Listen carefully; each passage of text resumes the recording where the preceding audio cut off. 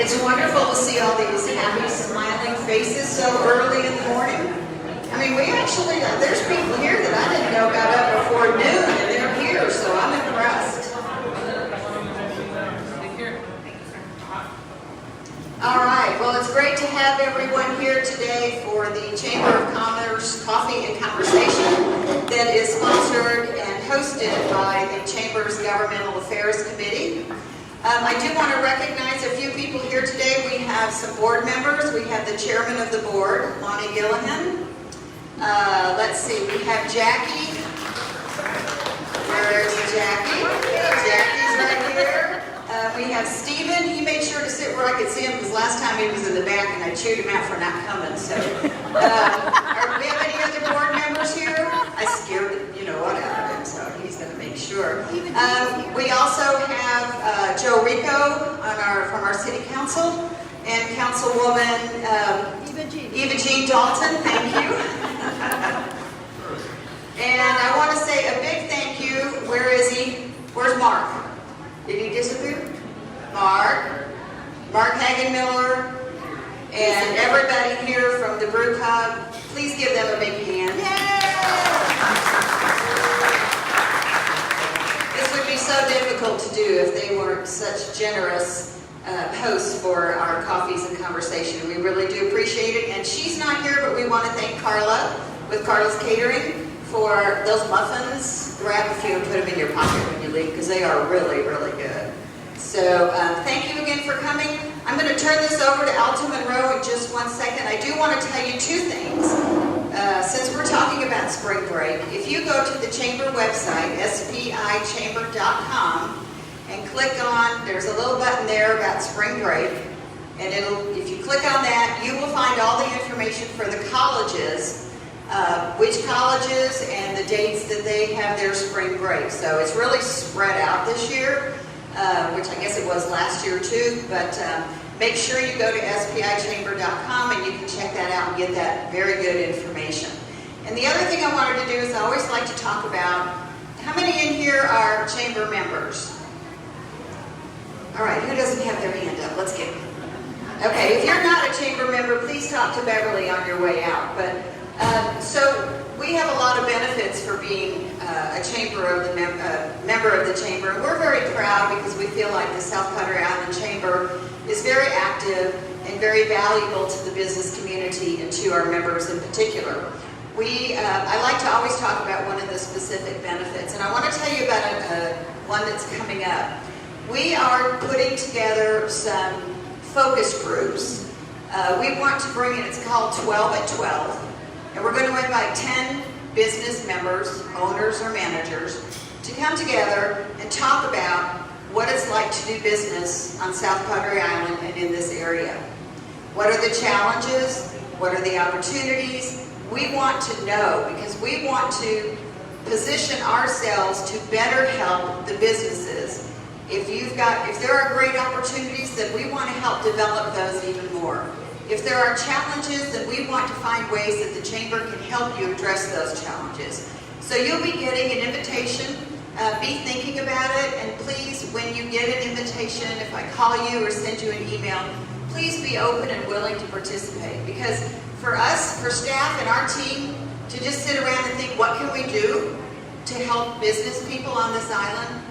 That's not enough. We need your feedback. We need you to tell us, what can you do? Because we want to be of service to the businesses in this community. So let me introduce Alta. She is the chairwoman of the Governmental Affairs Committee. Alta? Thank you very much. Good morning, everyone. And as usual, I'm going to invite anyone who's a chamber member to come and join us for our monthly meeting for governmental affairs. And there's all kinds of information that we share, and it's very interesting, and we plan these meetings and the speakers and all that stuff, and we invite you to participate. It's a small group, and we would like for it to be a large group, so thank you very much, and consider that. Okay, this morning we're going to find out everything we need to know about spring break. Are you ready? All right, look, we have Claudine. Claudine's going to come and talk to us. She's going to pass the baton to the next person,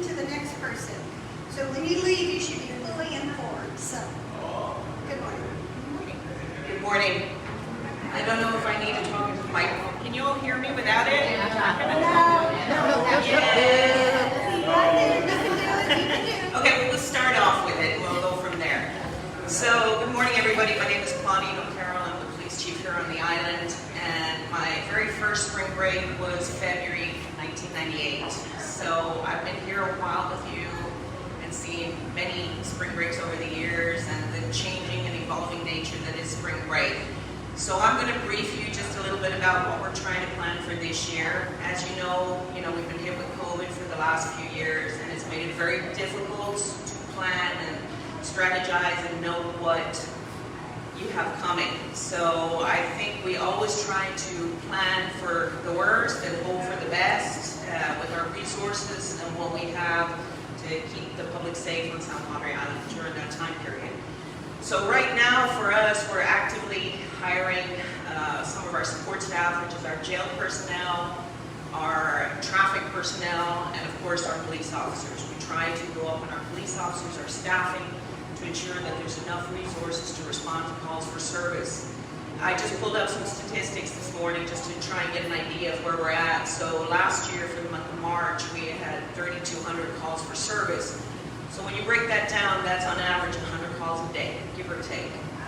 Not all of a serious nature, but enough to keep us running back and forth on the island.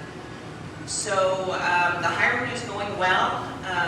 We're planning for beach patrol, obviously during the day to keep an eye on the beaches. We're planning for bike patrol in the kind of entertainment area where you have a lot of people walking at night. We'll have extra cars on the road, and hopefully next week we'll have our multi-agency task force meeting. So with that, we'll have Homeland Security come down and participate, Texas Parks and Wildlife participating, of course, on the beach usually. TABC, we had our retailers meeting yesterday, DPS, and I don't know, I can't really think of anybody else right now. So that should beef up our numbers. And the whole point is to backfill our shifts. We work 2 shifts during spring break, 6A to 6P and 6P to 6A, and then we backfill those shifts from like 12 to 8 and 8 to 4 in the morning with added personnel. Prep-wise, we also have some intel support and some support services that are not normal, active sworn personnel. That will be intel support. They actually monitor, which has become very successful over the past few years, our social media. A lot of kids out there are posting what they're doing, where they're doing it at, and we obviously don't have an issue unless they're breaking the law or somebody's getting hurt. Our main focus is protect life and property. So we do have a social media team that monitors that, and it can go anywhere from 12 hours a day to 24 hours a day. And it's proven very successful, and then we respond to those situations as they arise.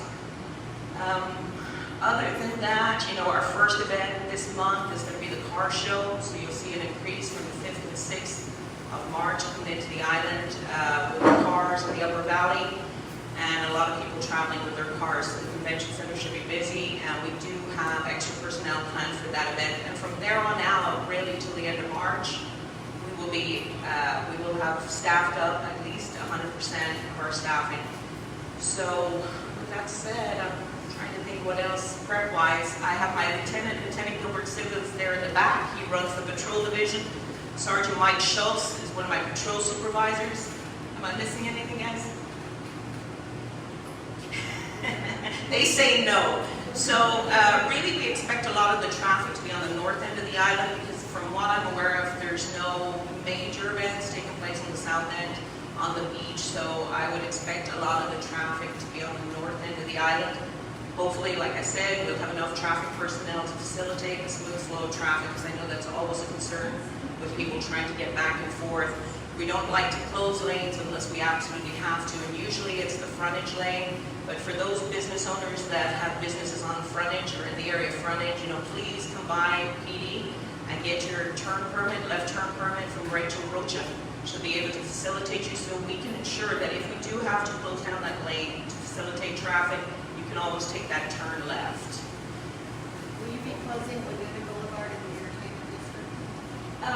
That's going to be on a case-by-case basis. I mean, we have to see what the crowds are. We do have the crosswalk there, and we will have added patrols in the entertainment district, just like we have on the north end of the island, because they're high population areas. So we're we're all about protecting and keeping everybody safe. So, you know, it really will be on a case-by-case basis. And we don't want to close any streets unless we absolutely have to. You know, it just depends on what our crowds are and how many people we have down there and what kind of threats are to people that are crossing the road, etc. Will you be having any towers on the beach? We won't be having towers on the beach, but we will be having a tower, a sky tower in the entertainment area, hopefully. It is a great tool for us. It's red and blue lights, so it's lit up, so you can't miss it, and it is also equipped with 360 cameras. So that is really a good tool for us, should there be an offense or anything committed down there, that we can keep track and we can follow up and we can do more investigation work related to it. Plus, it's a deterrent, just by its very presence. It's a deterrent to anybody that thinks they're going to take an opportunity to hurt somebody or commit a crime. And what about the causeway? Do you have information on that? When will they be done or off? I believe, I know the city manager's there in the back, but I believe that the causeway will be cleared the first week of March. Is that the belief, sir? The causeway, the construction, yes. I believe that it'll be cleared off the first week of March, so we will have it open both lanes, eastbound and westbound. We will have. Oh, I'll defer to the fire chief for the lifeguard towers.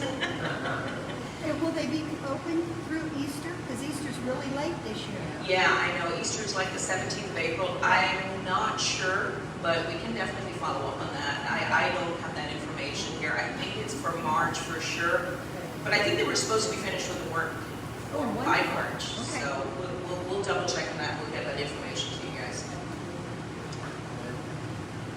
Yes, sir. A few years back, about 3, you set up a tent entering onto the island on White Sands to deter young kids bringing cases of alcohol in.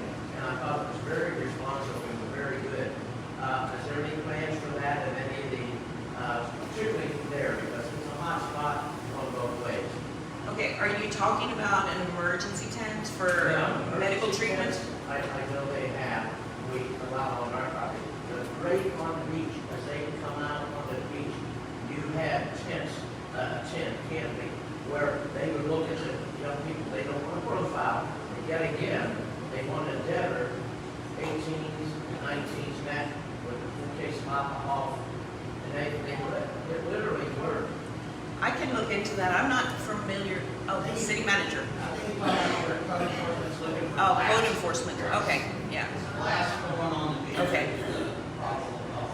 But it's still been a Sure. styrofoam's that, but Well, our code enforcement director's not here today. He has another meeting, but I can definitely pass on that message that you felt like it was very successful. And yeah, it is probably glass on the beach that they were looking for. It wouldn't have been us. But what we do try to do during the month of March, particularly Texas Week, is we try to put a police officer with a code enforcement officer to ensure, because sometimes code enforcement doesn't have the authority to, you know, if the citation is assigned and certain things like that, and it kind of differs from a lot of problems if we have a police officer pair it up. So I'm sure they'll be working on that this year, I have no doubt.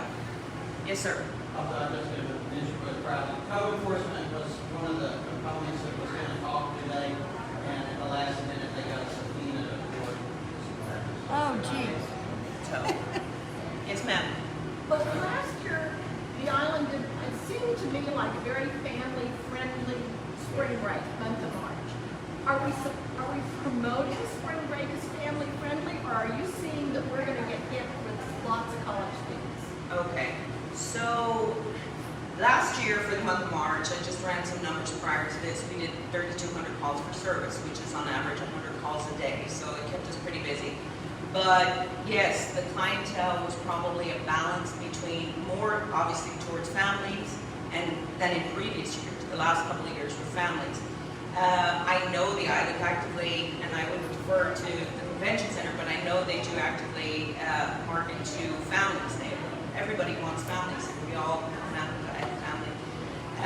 But this year is going to be kind of a little bit different because you have the colleges that are going to be closed for a week that didn't have that closure last year and the year prior. So, you know, it's going to be a kind of mishmash. You know, every year we kind of evolve and we try to plan and strategize, but obviously the COVID pandemic has affected us to where our planning, is kind of, we're just trying to prepare for the best. But I would say that a lot of families that were here last year that had never been to the island before are looking to come back. From what I know, I talked to Lori about it and stuff like that. A lot of those families are looking to come back. So I think we're going to have a mix this year, probably a little bit of both. I think the daytime will probably be geared more towards, I'm thinking families, and then the nighttime will probably be your collegiate kids. But again, I'm just speculating now. I mean, it's so hard to. Beds and beds, I mean, the hotel, motel, the rental industry, are they giving you some indication of what their rentals look like tomorrow? Yeah, we get weekly reports, or we try to get weekly reports from CVB. Does a great job of partnering with us and giving us an idea of where we're at. But the information is only good as the information you're being provided. So you can still kind of gauge. I think the last thing I was told is the vacation rentals, the condos, the kind of individual homes were at 75% booked, but only 30% paid and around 30% paid. So, but there are a lot of families. There are more families than kids. I know I talked to a couple of separate hotels myself, and they said that they were pretty much full for Texas Week. But again, it's a gauge. It's on how accurate the reporting is, and people book and then they don't show up, or they change their plans at the last minute, or they wait till the last minute to book, because now everybody has a personal device. And whereas in the past, you have to try to get access to a computer and plan and try to get your bookings done before, early on in the year, now it's like last minute, what kind of deals are available, and last minute, hey, this hotel dropped their rates, let's go. So it's And Lori, the convention center, they Yeah. will be doing a report and, yes, giving us some updates. What do you call Texas Week? What are the dates that you're referring to mostly? It's the 12th through the 19th. Yeah. Not only do we have Texas Week, but we have St. Patrick's Day. It's going to be a Mardi Gras effect with the college kids, and so that's a big thing I pursue. Oh, yeah. It's a personal thing for me too, I'm Irish. But yeah. I can't be out there with them. I have to work. Well, you But are yes. out there with them. I've never been off, as long as I've been here, I've never been off of St. Patrick's Day. Go figure. You're missing it. I know that, sir. But yeah, no, it's a pretty big day for us. Like I said, that first weekend before Texas Week is busy, but it's really that critical time, which is that middle weekend, the end of Texas Week, running into the next weekend. That is Thursday, Friday, Saturday, Sunday is like our really high impact time.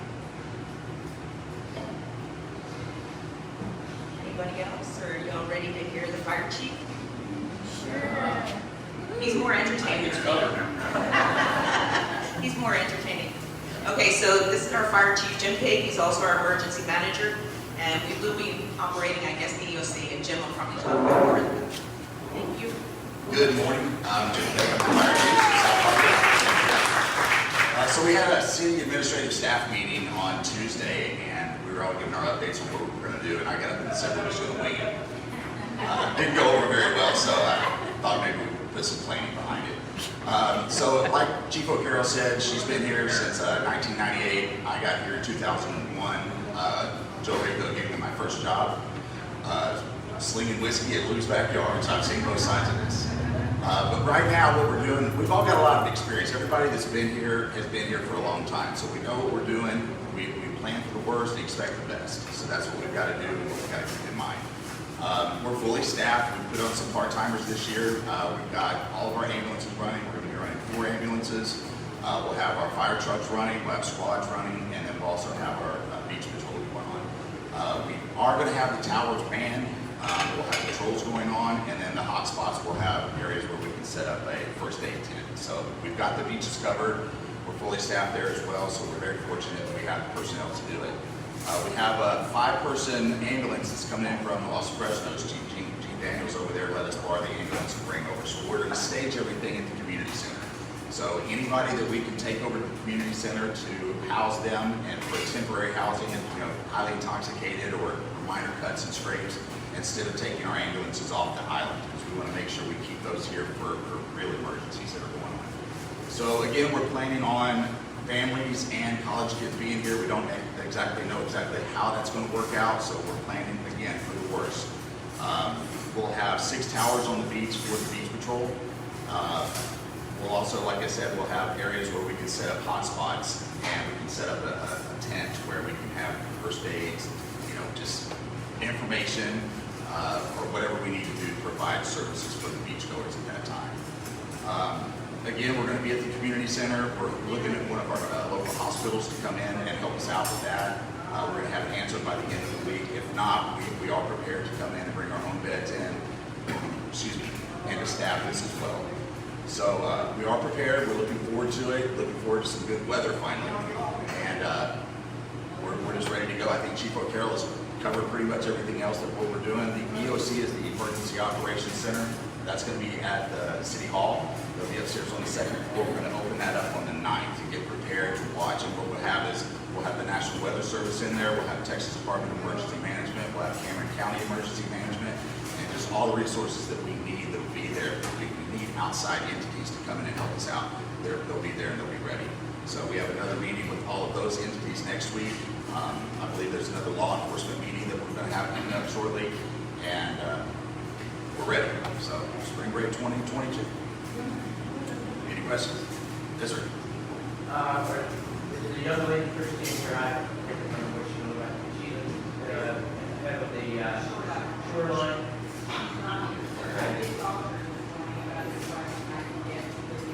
Okay. Yes, I know. Okay, so they are going to put orange roping all the way along the blue line and north of the island between, I want to say, Tiki and here. And they're going to put roads and posts to allow emergency not through there. But they are going to protect the units. Yeah, I did ask them. That's going up next week, I believe, or they're going to start on it. Yes. The emergency lane for EMT, what have you, how is that going to be designated to the college kids now? Because right now, it doesn't look like there's a pathway. It's going to be marked off somehow, so if you have to go from, let's say, White Sands up to Clayton's or that, that's going to appear, but how are you going to designate the emergency lane? Just like we always have, we put the 4x4 post up through there and put signage up. Yes, yeah, that's what they're going to be putting up, yes. Yeah, we'll be doing that.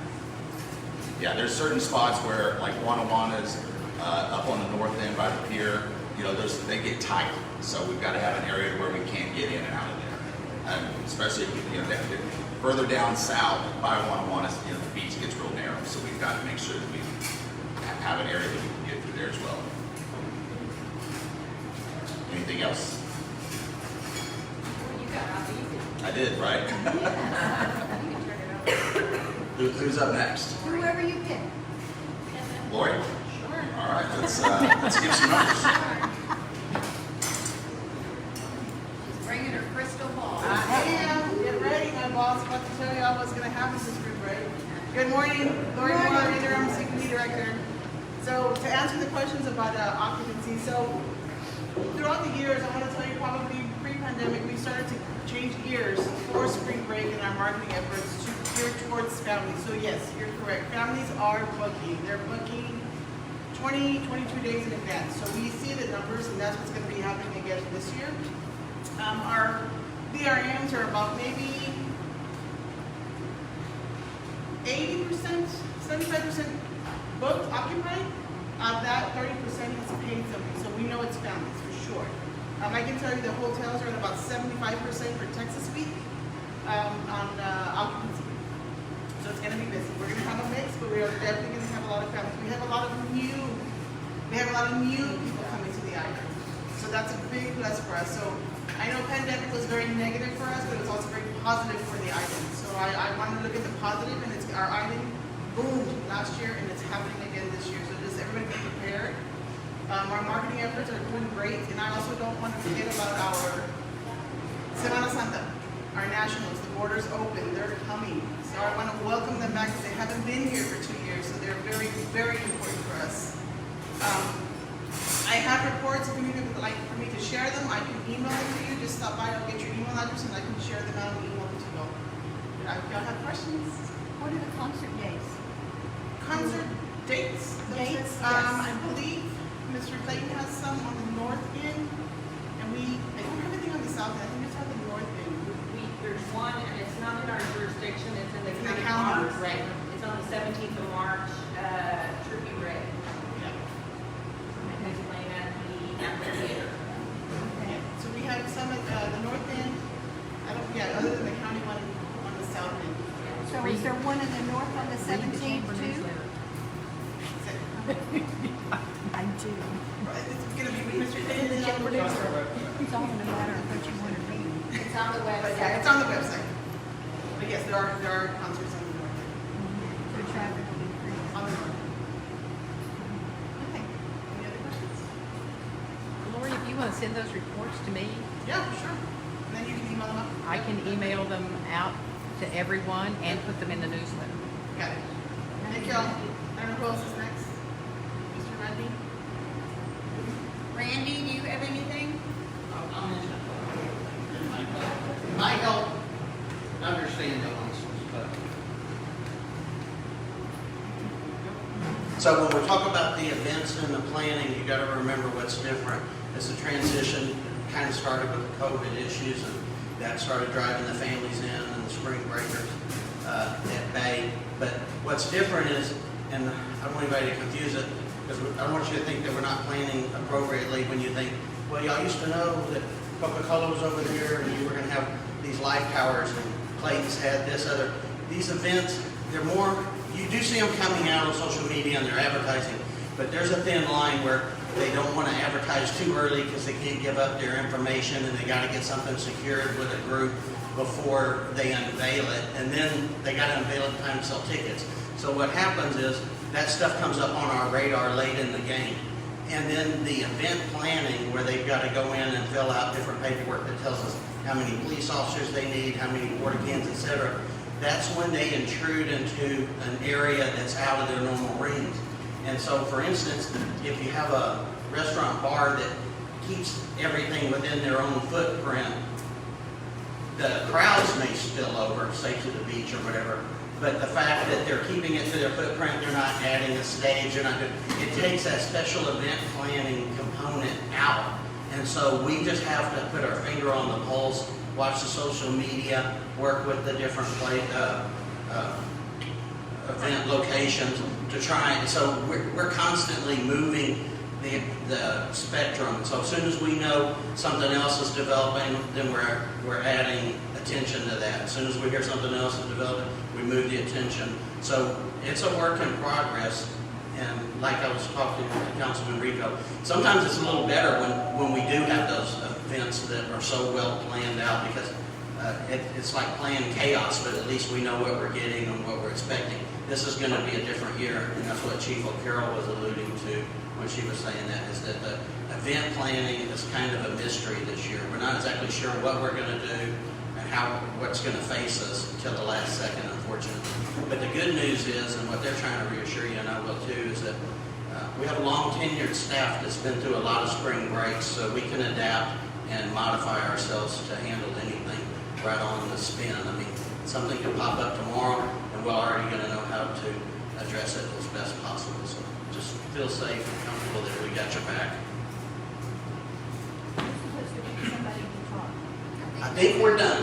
Nobody else? Well, if you didn't get to hear me, code enforcement had a component, and there wasn't a time to hand that off, so unfortunately, they were going to talk about how they look for glass on the beach and what components they do, and we apologize for that, but you can't get out of court subpoenas, and they all got subpoenaed this morning, or yesterday evening, so sorry for that. Okay, I'll take it. Any more questions to anybody? Are we good? Now we know that we don't know, so. But we're ready for the we don't know. All right, I'm going to pass this over. Oh, please, come right up here. A middle schooler and a 4-year-old that go to court as well, and I'm looking to use that. And this is our first year living here full time. And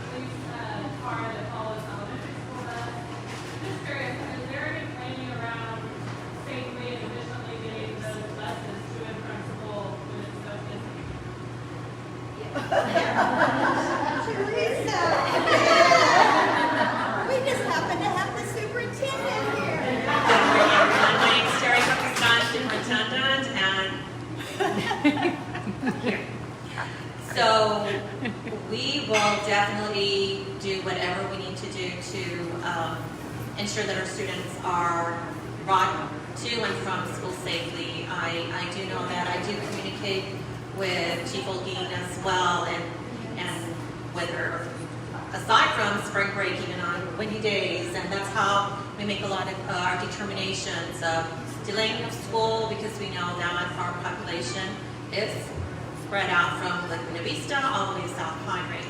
So decisions are made, and I want to say that it will probably be on a case-by-case basis, depending on the traffic that we see and the information with weather, or in this case with visitors. So again, fortunately, we do have a great partnership regarding that, and if it takes additional security or escorting of the buses, the island has always been a great partner in education with us throughout the year for many events, and I thank the island for all the support, and we're in this together. So the answer is yes.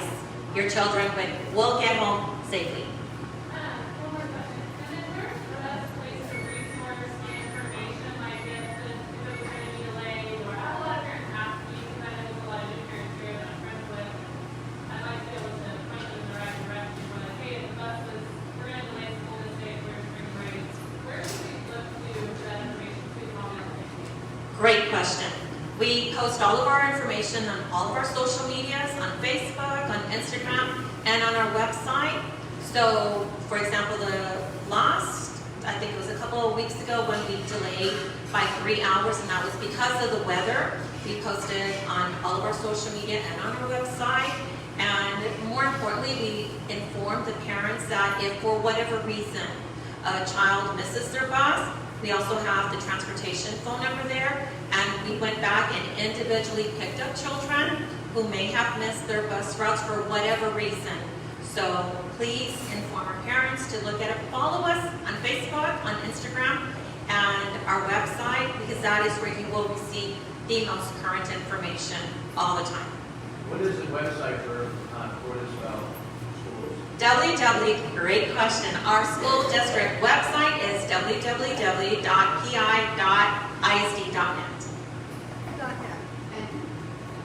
Superintendent Huffman, isn't the district closed or on spring break during this week also? So that's what wouldn't be right. Great question. Our school district does follow Texas Week schedule to ensure that we are closed and we have our spring break during that week as well. So, great question. Thank you.